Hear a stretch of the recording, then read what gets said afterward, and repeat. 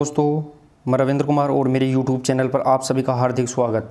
दोस्तों, आज की महत्वपूर्ण प्रश्न उत्तरी में अपन लेके आए हैं 50 अति महत्वपूर्ण प्रश्न, जिससे आप अपनी तैयारी को जांच सकते हैं और पता लगा सकते हैं कि आपकी तैयारी कितनी मजबूत और बेहतर है।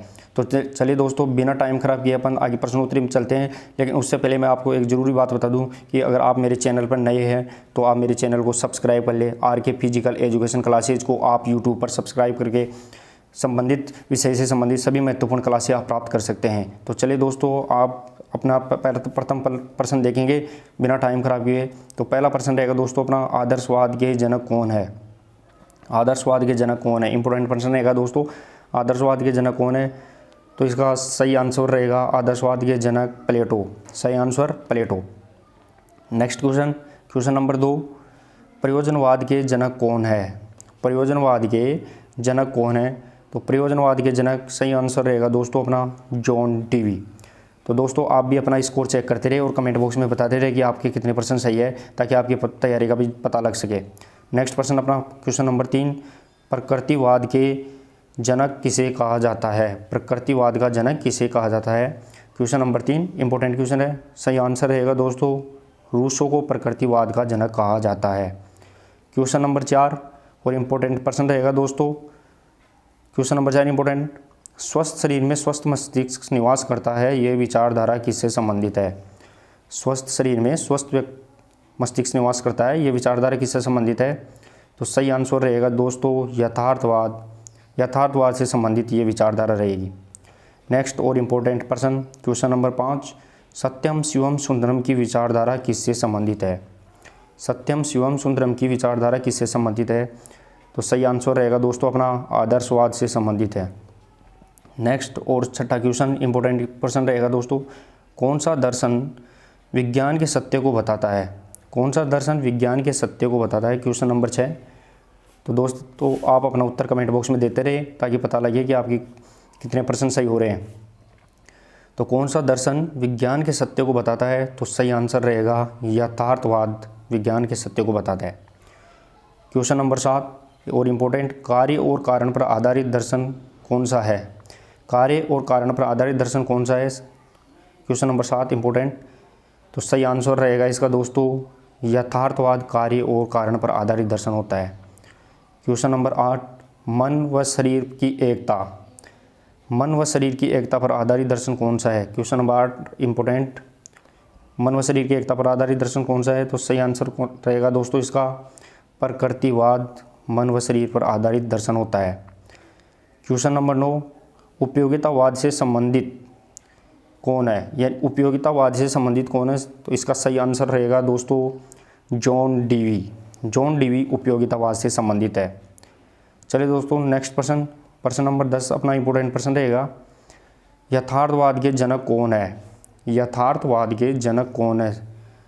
तो दोस्तों, आप भी अपना उत्तर कमेंट बॉक्स में टाइप करते रहिए और बताइए कि कितना स्कोर चल रहा है आपका। यथार्थवाद का जनक कौन है? तो सही आंसर रहेगा अरस्तु यथार्थवाद के जनक है। नेक्स्ट और इम्पोर्टेंट प्रश्न नंबर 11 अपना रहेगा, गति के नियम किसके द्वारा प्रतिपादित किए गए? गति के नियम किसके द्वारा प्रतिपादित किए गए? तो सही आंसर होगा अपना गति के नियम प्रतिपादित करने वाला न्यूटन था। और दोस्तों, न्यूटन ने गति के 3 नियम दिए थे। गति के 3 नियम दिए थे, उसमें पहला जड़त्व का नियम, दूसरा संवेग और तीसरा प्रतिक्रिया का नियम था। तो चलिए दोस्तों, नेक्स्ट अपना इम्पोर्टेंट प्रश्न और क्वेश्चन नंबर 12, कौन से नियम को संवेग या आवेग का नियम भी कहते हैं? कौन से नियम को संवेग या आवेग का नियम भी कहते हैं? इंपॉर्टेंट प्रश्न रहेगा दोस्तों। तो इसका सही आंसर रहेगा त्वरण का नियम को संवेग या आवेग का नियम भी कहते हैं। चलिए दोस्तों, नेक्स्ट इंपॉर्टेंट प्रश्न रहेगा अपना प्रश्न नंबर 13, लॉ ऑफ इनर्शिया किसे कहते हैं? लॉ ऑफ इनर्शिया किसे कहते हैं? तो सही आंसर रहेगा इसका जड़त्व का नियम लॉ ऑफ इनर्शिया कहलाता है, यानी न्यूटन का प्रथम नियम लॉ ऑफ इनर्शिया कहलाता है। चलिए दोस्तों, क्वेश्चन नंबर 14 और इम्पोर्टेंट प्रश्न रहेगा अपना, न्यूटन द्वारा प्रतिपादित नियम कौन से हैं? न्यूटन द्वारा प्रतिपादित नियम कौन से हैं? तो इसका सही आंसर रहेगा दोस्तों अपना सभी, यानी जड़त्व का नियम। कौन कौन से नियम है? तो न्यूटन द्वारा प्रतिपादित जड़त्व का नियम भी है, त्वरण का नियम और क्रिया प्रतिक्रिया का नियम, ये सभी नियम न्यूटन द्वारा प्रतिपादित हैं। तो चलिए दोस्तों अपना नेक्स्ट इंपॉर्टेंट क्वेश्चन नंबर 15, उत्तोलक कितने प्रकार के होते हैं। उत्तोलक कितने प्रकार के होते हैं, यह आपको बताना है कितने प्रकार के होते हैं। तो सही आंसर रहेगा दोस्तों इसके उत्तोलक 3 प्रकार के होते हैं। तीनों प्रकार के में प्रथम श्रेणी, द्वितीय श्रेणी और तृतीय श्रेणी उत्तोलक होते हैं। नेक्स्ट इंपॉर्टेंट प्रश्न नंबर 16, निम्न में से उत्तोलक के भाग है।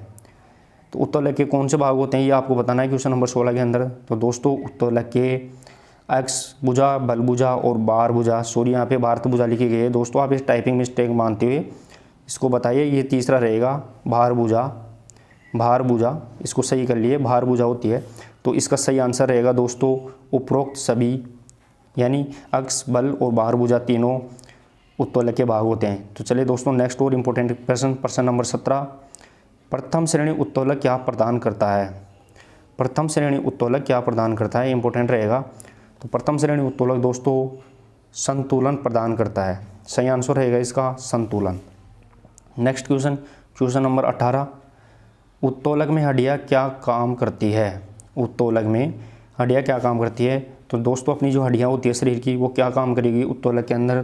तो इसका सही आंसर रहेगा गति प्रदान करती है, उत्तोलक में गति प्रदान करती है। नेक्स्ट और इम्पोर्टेंट प्रश्न रहेगा प्रश्न नंबर 19। आप भी दोस्तों आपने जो कितना स्कोर किया है वो कमेंट बॉक्स में ज़रूर बताना ताकि आपकी तैयारी का पता भी लग सके। क्वेश्चन नंबर 19 और इम्पोर्टेंट प्रश्न, उत्तोलक में मांसपेशियों का क्या काम होता है। जो उत्तोलक होता है उसमें अपनी शरीर की मांसपेशियाँ क्या काम करती है। तो दोस्तों इसका सही आंसर होगा बल का निर्माण मांसपेशियों द्वारा शरीर में किया जाता है। नेक्स्ट और इम्पोर्टेंट प्रश्न नंबर 20। क्वेश्चन नंबर 20 देखिए, कौन से उत्तोलक में बल भुजा भार भुजा से बड़ी होती है। कौन से उत्तोलक में बल भुजा भार भुजा से बड़ी होती है। तो इसका सही आंसर रहेगा दोस्तों द्वितीय श्रेणी उत्तोलक में बल भुजा भार भुजा से बड़ी होती है। सही आंसर रहेगा द्वितीय श्रेणी उत्तोलक। चलिए दोस्तों अपना नेक्स्ट और इम्पोर्टेंट प्रश्न रहेगा प्रश्न नंबर 21, कौन से उत्तोलक में बल भुजा मध्य में पाई जाती है। कौन से उत्तोलक में बल भुजा मध्य में पाई जाती है। तो दोस्तों इसका सही आंसर रहेगा तृतीय श्रेणी उत्तोलक में बल भुजा मध्य में पाई जाती है। क्वेश्चन नंबर 22 और इम्पोर्टेंट प्रश्न रहेगा दोस्तों अपना, कौन सा उत्तोलक शरीर में सबसे ज़्यादा पाया जाता है। कौन सा उत्तोलक शरीर में सबसे ज़्यादा पाया जाता है। तो दोस्तों सही आंसर रहेगा इसका तृतीय श्रेणी उत्तोलक शरीर में सबसे ज़्यादा पाया जाता है। नेक्स्ट और इम्पोर्टेंट प्रश्न नंबर 23, कौन सा उत्तोलक शरीर में सबसे कम पाया जाता है। कौन सा उत्तोलक शरीर में सबसे कम पाया जाता है। तो इसका सही आंसर रहेगा दोस्तों द्वितीय श्रेणी उत्तोलक शरीर में सबसे कम पाया जाता है। नेक्स्ट और इम्पोर्टेंट प्रश्न नंबर 24, दरवाजे का खोलना और बंद करना कौन सी श्रेणी का उत्तोलक है। दरवाजे का खोलना और बंद करना यह कौन सी श्रेणी का उत्तोलक है। तो दोस्तों सही आंसर आप देते रहिए और बताते रहिए कि आपका कितना स्कोर चल रहा है। तो क्वेश्चन नंबर 24 का सही आंसर रहेगा दोस्तों द्वितीय श्रेणी का उत्तोलक है। दरवाजे का खोलना और बंद करना द्वितीय श्रेणी का उत्तोलक है। क्वेश्चन नंबर 25 और इम्पोर्टेंट प्रश्न रहेगा दोस्तों आपके लिए, बल प्रदान करने वाला उत्तोलक कौन सा है। बल प्रदान करने वाला उत्तोलक कौन सा है। तो क्वेश्चन नंबर 25 का सही आंसर रहेगा दोस्तों द्वितीय श्रेणी उत्तोलक बल प्रदान करने वाला होता है। प्रथम श्रेणी उत्तोलक दोस्तों संतुलन प्रदान करता है। चलिए दोस्तों नेक्स्ट और 26वां प्रश्न अपना 26वां इंपॉर्टेंट प्रश्न रहेगा, शरीर की सबसे छोटी हड्डी कौन सी होती है। शरीर की सबसे छोटी हड्डी कौन सी होती है। तो सही आंसर रहेगा दोस्तों इसका स्टेपीज हड्डी शरीर की सबसे छोटी हड्डी होती है।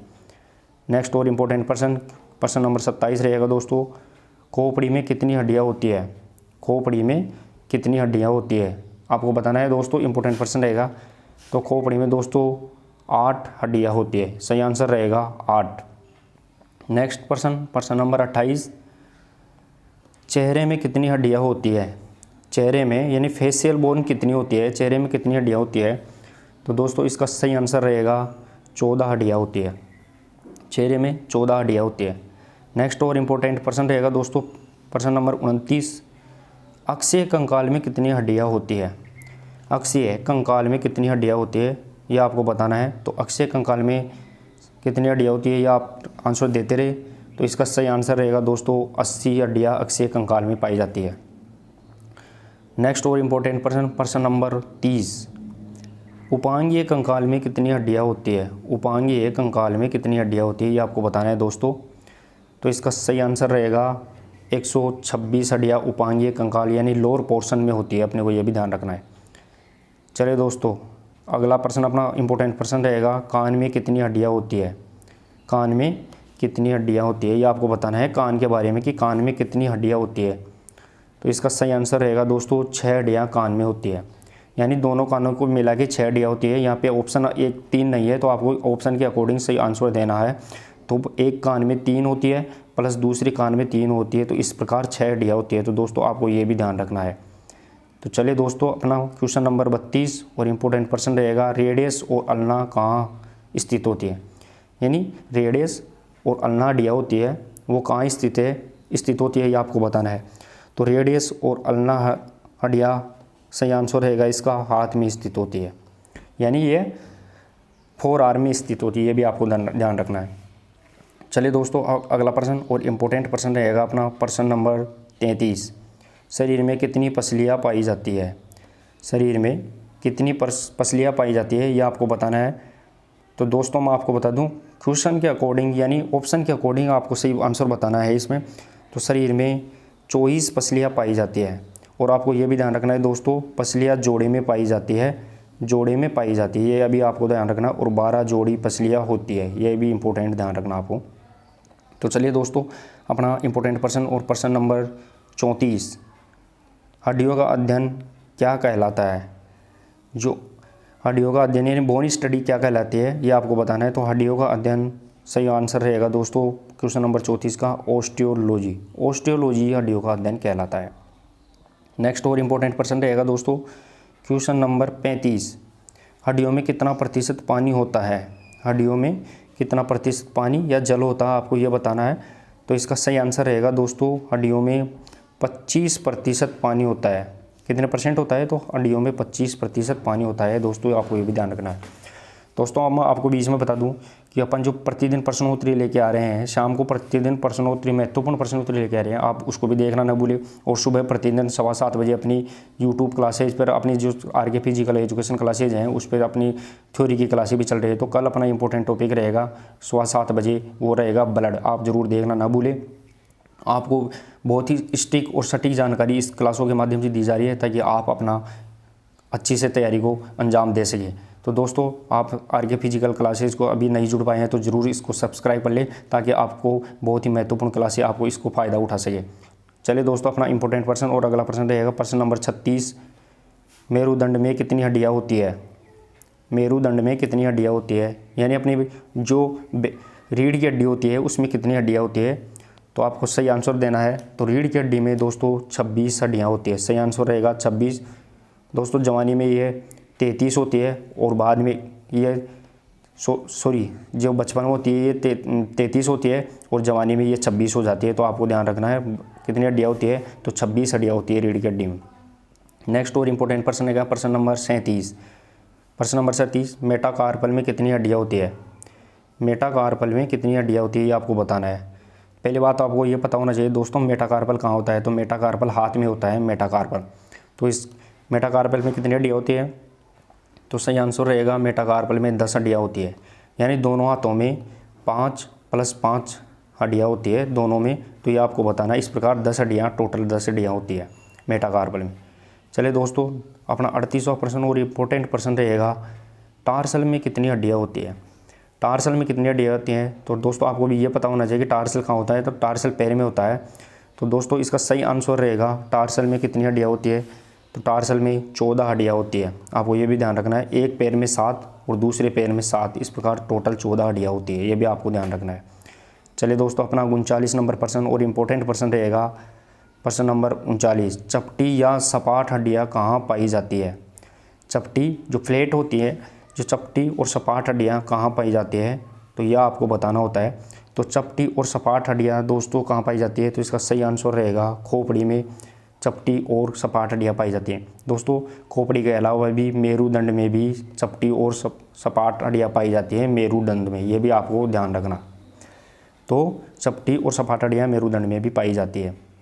चलिए दोस्तों, अपना नेक्स्ट इंपॉर्टेंट प्रश्न है प्रश्न नंबर 40, हड्डियों में कौन से पदार्थ पाए जाते हैं। हड्डियों के निर्माण में कौन से पदार्थ काम में आते हैं, ये आपको बताना है।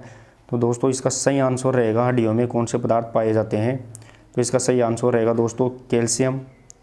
सही आंसर क्या रहेगा था इसका, कैल्शियम, फास्फोरस और मैग्नीशियम, यानी इसका सही आंसर रहेगा दोस्तों उपरोक्त सभी। इसमें उपरोक्त सभी पाई जाती हैं। नेक्स्ट और इम्पोर्टेंट प्रश्न, चेहरे की कीबोन किसे कहते हैं। वेरी इंपॉर्टेंट प्रश्न रहेगा आपके लिए। चेहरे की कीबोन यानी कीबोन किसे कहते हैं चेहरे की, ये आपको बताना है। तो क्वेश्चन नंबर 41 का सही आंसर देते रहिए दोस्तों, और इसका सही आंसर रहेगा लेक्राइमल। लेक्राइमल को चेहरे की कीबोन कहते हैं, जो ऊपरी जबड़े में पाई जाती है। ऊपरी जबड़े में पाई जाती है, ये भी आपको ध्यान रखना, ऊपरी जबड़े में पाई जाती है। इंपॉर्टेंट रहेगा आपके लिए, ये भी आपको ध्यान रखना है। नेक्स्ट और इम्पोर्टेंट प्रश्न अपना प्रश्न नंबर 42, थोरेसिक वर्टिब्रा में कितनी हड्डियाँ होती है। थोरेसिक वर्टिब्रा में कितनी हड्डियाँ होती है, ये आपको ध्यान रखना है। थोरेसिक वर्टिब्रा, तो थोरेसिक वर्टिब्रा किसे कहते हैं, जो छाती का निर्माण या चेस्ट का निर्माण करती है, वो थोरेसिक वर्टिब्रा होती है। तो थोरेसिक वर्टिब्रा में हड्डियाँ होगी, सही आंसर रहेगा 12 हड्डियाँ थोरेसिक वर्टिब्रा में रहती है।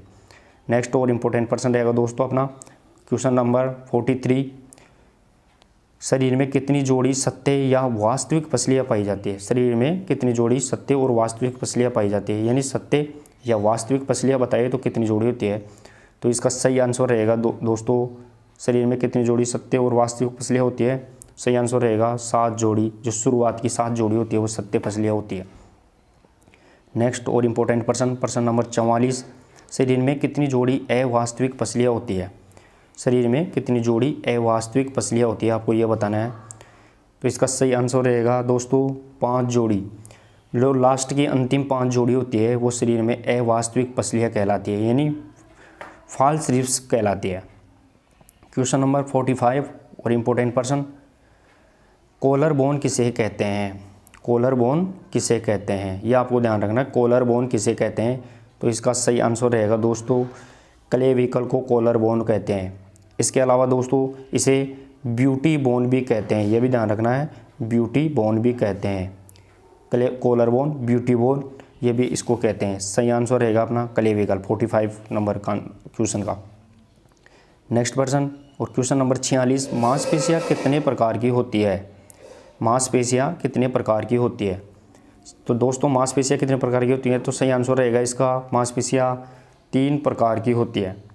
मांसपेशियाँ 3 प्रकार की होती है, ये आपको बताना है कि 3 प्रकार कौन कौन से हैं, वो भी आपको कमेंट बॉक्स में ज़रूर बताना है। नेक्स्ट और इम्पोर्टेंट प्रश्न नंबर 47, ध्यान रखना 47 नंबर प्रश्न इंपॉर्टेंट रहेगा आपके लिए। हैंडबॉल कोर्ट का माप कितना होता है। हैंडबॉल कोर्ट का माप कितना होता है, ये आपको बताना है। हैंडबॉल होती है, उसके कोर्ट का माप कितना होता है, ये आपको बताना है। और इसका सही आंसर रहेगा दोस्तों, सही आंसर रहेगा 40 × 20 मीटर, यानी 40 × 20 मीटर का हैंडबॉल का कोर्ट होता है। नेक्स्ट और इम्पोर्टेंट प्रश्न क्वेश्चन नंबर 48, मांसपेशियों के कौन से प्रकार होते हैं। मांसपेशियों के कौन से प्रकार होते हैं। जस्ट अभी ये अपने क्वेश्चन देखा था सर दोस्तों कि मांसपेशियाँ कितने प्रकार की होती है, उसमें बताया था कि मांसपेशियाँ 3 प्रकार की होती हैं। अब मांसपेशियाँ के कौन से प्रकार होते हैं, तो ऐच्छिक, अनैच्छिक और हृदय मांसपेशी। इस प्रकार इसका सही आंसर रहेगा उपरोक्त सभी, यानी मांसपेशियाँ 3 प्रकार की होती है, ऐच्छिक, अनैच्छिक और हृदय मांसपेशी। नेक्स्ट और इम्पोर्टेंट प्रश्न क्वेश्चन नंबर 49, चलिए दोस्तों 49 क्वेश्चन, रक्त का पीएच मान कितना होता है। रक्त का पीएच मान कितना होता है, आपको ये बताना है। तो रक्त का पीएच मान, इसका सही आंसर रहेगा 7.35 से 7.45, इसका सही आंसर रहेगा। एवरेज में अगर एक औसत रूप में देखें तो रक्त का पीएच मान औसत यानी एवरेज रहेगा 7.4, 7.4 इसका एवरेज रहेगा, ये भी आपको पता रखना है। तो सही आंसर रहेगा 7.35 से 7.45। चलिए दोस्तों आज का अंतिम प्रश्न अपना इम्पोर्टेंट प्रश्न रहेगा। दोस्तों अपना इंपॉर्टेंट प्रश्न रहेगा, हृदय कौन सी गुहा में स्थित होता है। यहाँ पे ध्यान रखना, ये टाइपिंग मिस्टेक है दोस्तों, तो आपको इसको सही ज़रूर कर लेना है। टाइपिंग मिस्टेक है, यहाँ पे हृदय होगा, हृदय, तो यहाँ पे हृदय होगा, क्या होगा, हृदय। तो हृदय कौन सी गुहा में स्थित होता है, ये आपको बताना है हृदय के बारे में, क्यों टाइपिंग मिस्टेक है दोस्तों, हो जाती है। तो हृदय कौन सी गुहा में स्थित होता है, तो इसका सही आंसर रहेगा हृदय थोरेसिक गुहा में स्थित होता है। यह भी ध्यान रखना है, थोरेसिक गुहा जिसमें 12 हड्डियाँ होती है, तो थोरेसिक गुहा में हृदय स्थित होता है, ये भी ध्यान रखना है। तो दोस्तों अपन ने देख लिए 50 इंपॉर्टेंट प्रश्न, और आप अपने जरूर कमेंट बॉक्स में अपनी जवाब देना कि आपके कितने प्रश्न 50 में से सही हुई है, ताकि आप अपनी तैयारी को और भी बेहतर कर सके और आपके इस अनुमान के आधार पर हम और भी सेलेक्टेड क्वेश्चन आपके पास में ला सके, ताकि आपकी तैयारी को और भी बेहतर बनाया जा सके। तो दोस्तों मैं आपको बता दूं कि अगर आप हमारे चैनल पर नए हो तो ज़रूर अपने चैनल को सब्सक्राइब कर ले, और आर.के. फिजिकल एजुकेशन को सब्सक्राइब करके आप बेस्ट प्रिपरेशन प्राप्त कर सकते हैं, जिससे आपकी तैयारी और भी बेहतर बन सकती है। तो चलो दोस्तों, इसके साथ में अपन सुबह 7:15 बजे फिर मिलते हैं नए टॉपिक के साथ, जो अपना नया टॉपिक रहेगा ब्लड यानी रक्त, और शाम को फिर प्रश्नोत्तरी मिलते हैं। तब तक के लिए धन्यवाद।